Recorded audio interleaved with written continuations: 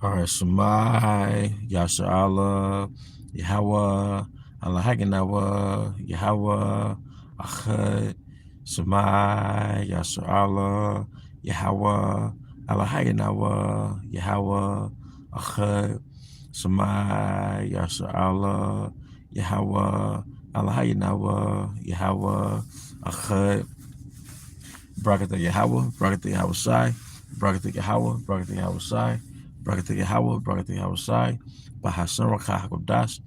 I want to give double honors to our elder apostles and elder bishops of Great Millstone who rule well, as well as peace and blessings, health and wellness to the house of David the elect. I was a high spirit winning lawyer.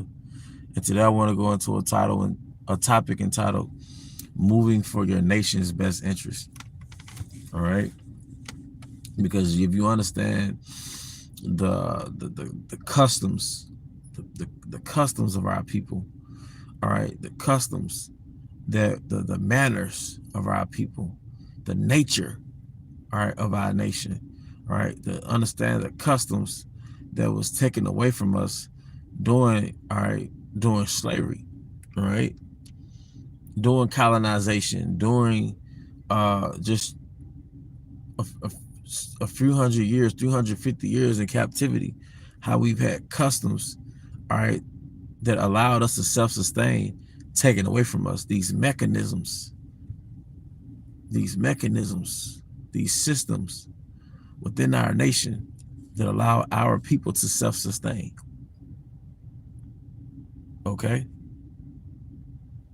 That allow our people to self-sustain, man. Okay? And when you understand, when you have an intention to move for your nation's best interest, then you'll understand why decisions are being made within our laws. Then you'll understand the intention behind these customs. All right, back in our old country, Jerusalem, back in our homeland, Jerusalem, as it says in Galatians 4:26, Jerusalem is the mother to us all. All right, back in our homeland, there was an intention behind everything. All right, there was an intention behind a man and a woman getting together. It wasn't exclusively off love. It was with the intent to reproduce your people. It was an intent to keep the integrity of your nation intact. All right, that's why there were laws on not selling your daughter as a whore, or it was laws on your daughter being chaste. She had to be a virgin. These are things that these are mechanisms that go on within a nation that allows your nation to be intact. All right, why you don't allow your son to be a sluggard? All right, why you don't allow your son to be a sluggard, a nigger? All right, specifically a man that doesn't work, he just drinks, he's slothful, every other nigga in our nation. All right, why you as the father have the power over your daughter to sell her into servitude. As it says in the book of Deuteronomy, if thou sell thy daughter as a slave or a servant, she should not go out as men servants do, meaning after 6 years, she should not be liberated because she's now that man's property. All right, these are laws with intention. They have an intention. There's a greater good to these laws. And the intention is to keep our nation intact. Okay? So now you understand arranged marriages. From a Western standpoint, you lose your freedom and your autonomy and your decision making in an arranged marriage, but you're moving for the strength of your nation. And on a smaller scale, you're moving for the strength of your family. I've met people from Africa, all right, and I interview them, and they'll tell me that, you know, in Africa, and I want to say in India as well, your family has say so over who you marry.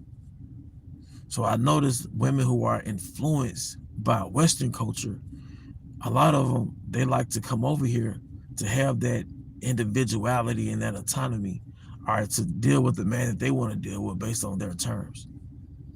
But as a collective, that weakens your fucking nation. That weakens your nation. When you allow a woman to go off her own devices, all right, when it comes to joining her life with somebody, the intention is lost. The intention is lost. Because when your parents make a decision or your family make a decision about who your spouse is going to be, it's for a long-term benefit, not a short-term benefit. Like you have this Jake, this guy with the dreadlocks and the brown eyes, and he's posting himself saying, I am homeless, I need a place to stay, I'm looking for a woman that I can team up with or link up with. And there are over 1,000 women in the Atlanta area, because that's where he lives, I believe, saying, you can stay with me. So all of a sudden, just like that, he doesn't have to be a man. Because they find him physically attractive. He doesn't have to be a man. He could bust them legs open because they find him physically attractive. He could very well be the guy that's mentioned in our law, that's a sluggard and a drunkard, or in this case, made like to get high all the time. But the women, because he arouses them sexually, he stimulates them, all the laws of manhood is dismissed. All of a sudden, he doesn't have to be 100% a provider. The biblical laws are gone away with. The traditional expectations of men is denounced because they find him physically attractive. And you see how these elements of individualism, all right, destroy our nation. How within our nation, not the quote unquote nation of America, but the nation of Israel within America, how our nation has been crippled, weakened, because the power structure that rules over our nation has liberated our women to make decisions like this all day, every day. Okay? Let me delete some of these critters off of here. Let me remove some of these critters off the comment board. All right, so one thing that we lost being in America, all right, part of that grievous wound was slavery. That grievous wound was slavery. And the result of that grievous wound, what that grievous wound has done, all right, it took the intention away how we move as a people. It took the concept of moving as a nation away, because these customs are mechanisms that make up a whole piece, make up a bigger picture. All right. Even the concept of you being a young man and you learn apprenticeship. You learn apprenticeship 4, 5, 6, 7 years old, 9, 10, 11, 12. You turn 12 years old. You might go into apprenticeship or indentured servitude. So by the time you're 19, all right, you've accumulated wealth. By the time you're 19, you probably could build a house, depending on your apprenticeship. You can hunt, fish, farm. I know Jakes that they grew up in the rural areas of Mississippi. They grew up in the rural areas of Mississippi, and they know how to do every fucking thing, man. They understand mechanics, you know, they can hunt, fish, farm, and they grew up in a fucking country. But that's equivalent, well, it's like into the ancient world where you just raised up under men. You was raised up under your uncles. You was raised up under this old man that taught you certain things. So a 25-year-old that's raised up under men, or a 30-year-old that's raised up under men, man, he surpasses a nigga that is raised in the city doing inner city shit, man. Going to some weak ass school program that really didn't teach him nothing, man. You know? But see, where there's an intention within your nation, all these other pieces are put into a position based off the ultimate intention within the nation, such as apprenticeship for men, such as arranged marriages, such as you having the power to dictate who your daughter gets with. It's about duty. The modernization in America, all right? And we've taken on the customs of these heathen around about us who rule over us. We lost our intention and our duties when it came to linking up with a woman, or when it came to a woman linking up with a man. Duties have been replaced with happiness. So now women have really been told a fairy tale story. They've been sold a fairy tale about why they should get with a man when it comes to marriage. And they think they're supposed to be happy all the time.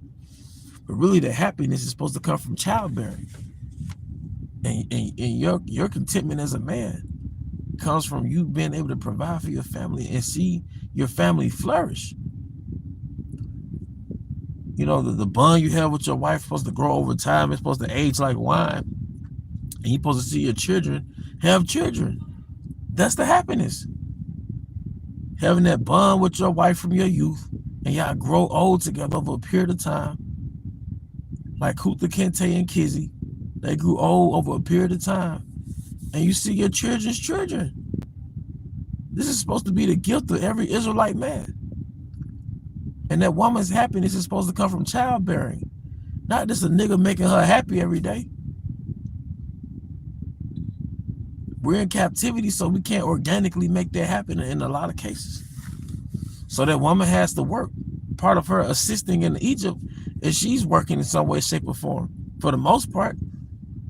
Because some men do have that financial ability for the woman to not have to work. But most of us, our women have to work. You see? But that's pretty much the point, man. All right? Moving with the best interests of our nation. So when you see these women take jail niggas that'll never get out of prison, but these women are all into their primitive instincts.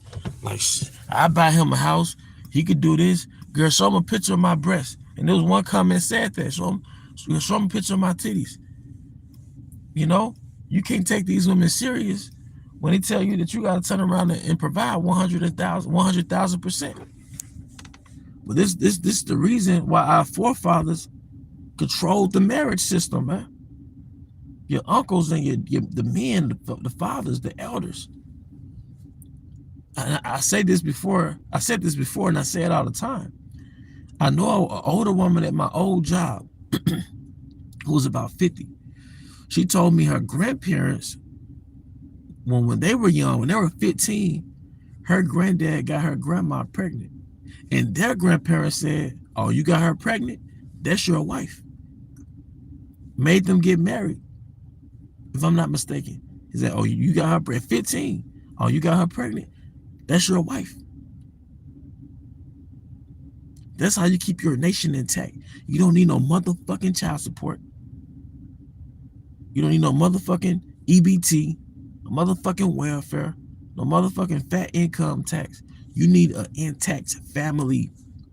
These are mechanisms that make up a nation. The same way different cells make up a human body, intact families make up a nation, man.